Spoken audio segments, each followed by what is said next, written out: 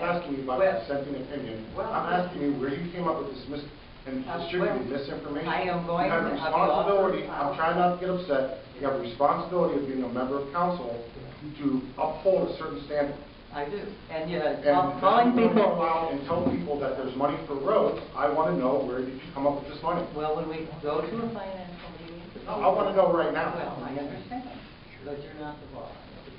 Answer the question. It's a legitimate question. I have expressed this before. So the second question to you, since you're not going to answer the first, in those same YouTube videos and the same flyers that you passed around, you said that the operation budget's up 14% from 2015. It is. I did. The actual budget in the numbers, you know, are not finalized till the end of the year. Ms. Hall, what do you believe that the operation cost of the city will be? What do you think the operation cost of the city will be at the end of 2016? Will it be 14% or lower? Well, but you distribute that information. It's irrational, and it's misleading, and it's lying, and then you tell me that you want to debate me, but, you know, I don't need to debate you. You give false numbers, and then you think that we should debate. Well, anyone can win a debate by using false numbers. We just saw it on Tuesday night. Let me just say this one final thing. The numbers I used were the numbers that we appropriated. That's the fact. You should resign. You really should resign.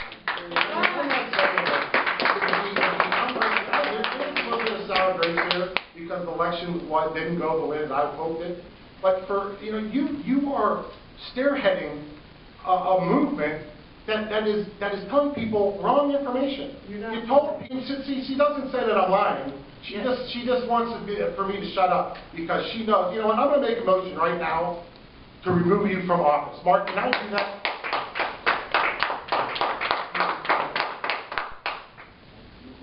Can I ask one question, Ms. Hanneken? I never saw this paper, so I gather you didn't distribute this paper to my street, because nobody that I talked to had seen it.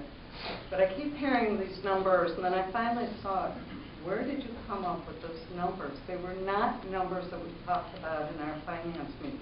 They were not numbers that we talked about as council as a whole. Jen, can I add that in that same literature, she put in that $214,000 that is going to be collected from the ONRSD, that it will not pay one road. And it's not designed to pave any road, but that's a reason for you should vote down an issue that's going to fix our road. Does that make any sense? But that is the literature that this woman put out. I also ask, second my motion so we can get on. I'd also like to ask one other question. This is ridiculous. You had a piece of legislation that you proposed, and we chose not to take it because we chose to go to give the voters a choice. But your piece of legislation was almost identical to our legislation for the roads. Why did you then go out and say, vote no for the roads, if you knew in your legislation we needed the money for the roads? It's illogical to have that piece of legislation, and because it wasn't yours that we passed, that's the only reason I can think that you decided you had to go tell people we don't need money for the roads.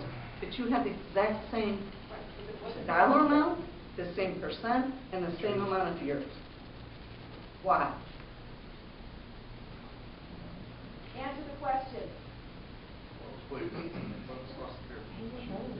Are you going to answer, or are you deciding you will put all this paper out to everybody except a select few and let that speak? I'd like an answer. Why do we, Mr. Engel, why do we ask? We talk about respect up here. Respect would be answering the question. Did you get that?